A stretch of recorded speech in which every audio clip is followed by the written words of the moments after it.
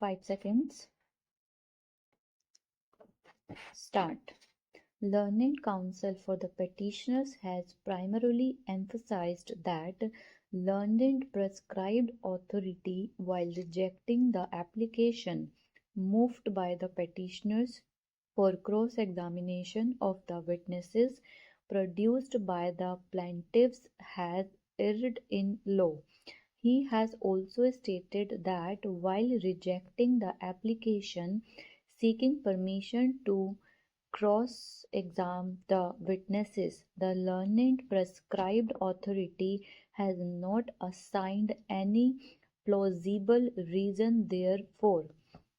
His further submission is that a specific ground was taken by the petitioners by filing appeal before the appellate court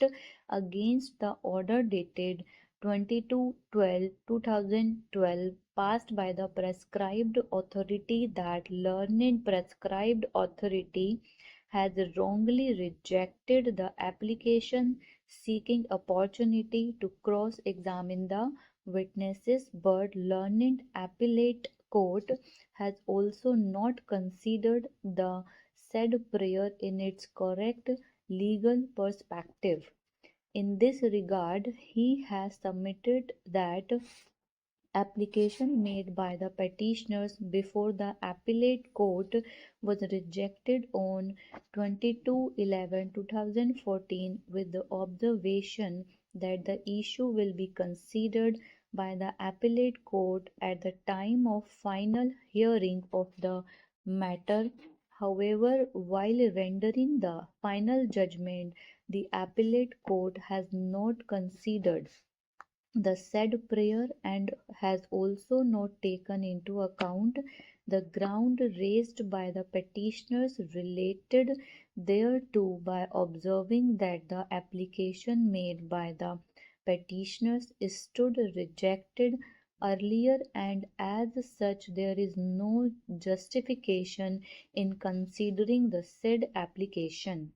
Apart from the aforesaid ground of denial of opportunity to cross-examine the witnesses, learned counsel for the petitioners has also stated that in fact the findings of fact recorded by the learned prescribed authority which has been affirmed by the appellate court in respect of bona fide need and comparative hardships is also against the evidence available on record. On the other hand, learned counsel representing the respondents has submitted that in the facts and circumstances of the case, no interference by this court is warranted in the judgment rendered by the prescribed authority which has been affirmed by the appellate court. He has also stated that in absence of any provisions under UP Act number 13 of 1972 permitting cross-examination of the witnesses, there is no illegality which can be said to have been committed by the prescribed authority in denying the said opportunity to the petitioners. Taking up the first argument raised by the learned counsel for the petitioners, I may only refer to the contents of the application made by the petitioners before the prescribed authority. The said application is on record. According to the said application, it was submitted by the petitioners before the prescribed authority that under the changed circumstances the respondents have